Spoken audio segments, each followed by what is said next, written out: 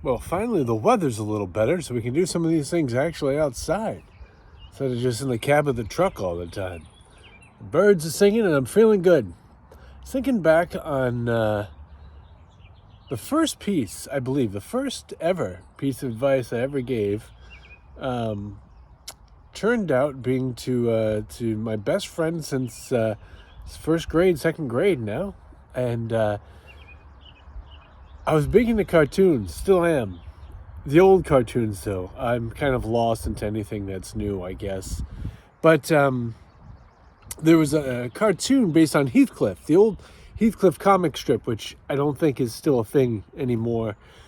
But there was Heathcliff, and then there was another cat on the show named Riff Raff.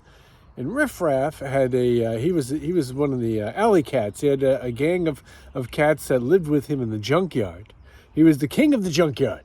If you're gonna live in the junkyard, you might as well be running the damn thing. But he had this one little sidekick cat named Wordsworth, and Wordsworth wore headphones, and he roller skated everywhere. And as a kid, I thought Wordsworth was the epitome of cool. Now this is going back to like kindergarten, first grade stuff. But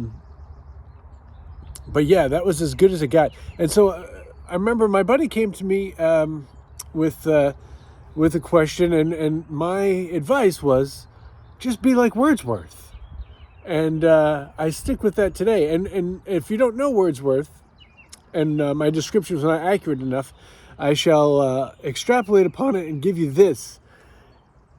It's just not letting stuff bother you. Just not letting all the little things creep up. It's going forward with a good attitude and a positive mindset. Put a lot into this cat apparently, but just being able to be unfrazzled and to let stuff slide. I think that's something that a lot of us struggle with. People get angry all the time. There's a lot of yelling. There's a lot of anger and yelling. And I've always felt that I never really respected anyone who screams and yells all the time. I know we all get angry. It's okay to get mad and that kind of thing. But there's no reason that it always has to be a screaming thing.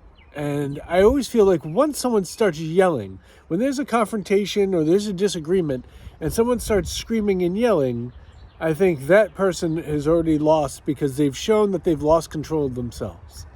And when I keep in mind to try to be like Wordsworth, I think, just some of this stuff doesn't really matter. Let's just let it slide, let it flow. Don't let it frazzle you, man. Don't let it affect who you are, and don't lose your cool.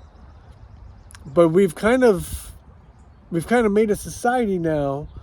We've made a society where we reward the people that lose their cool. We just the squeaky wheel gets the grease, because we just don't want to be bothered. We just want to move along and get these people out of our lives.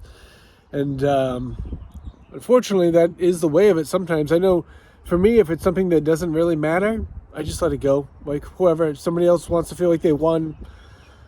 If it's something that doesn't matter, fine, whatever. Take the victory, just leave me alone, because my peace is worth more. Never change who you are because other people suck. That's really what it comes down to. Unfortunately, we want love and light and peace. We want everybody to get along and enjoy a glorious reality together. But the unfortunate reality is a lot of people are just angry. And they're angry because of different things. Sociological factors, socioeconomic factors, just having a bad day, having a rough couple of months, never seem to get a fair shake. I get it. I get all the reasons to be mad. But I feel like there's another path. There's a more enlightened path where, we still get angry sometimes, we still get frustrated, but we don't let it rattle us to our core. We don't let it redefine who we are. We don't let it change the way that we go about our day to day. We certainly don't scream and yell all the time. Just be like Wordsworth. Also, there was another cat named Cleo. Cleo was the lady cat. And she wore leg warmers and had long hair and bangs.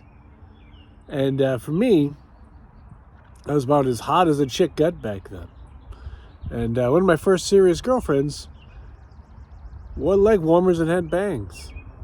So, very impressionable youth I was, I suppose. That's what I'm just sharing with you. That's just an extra side. That is not life advice.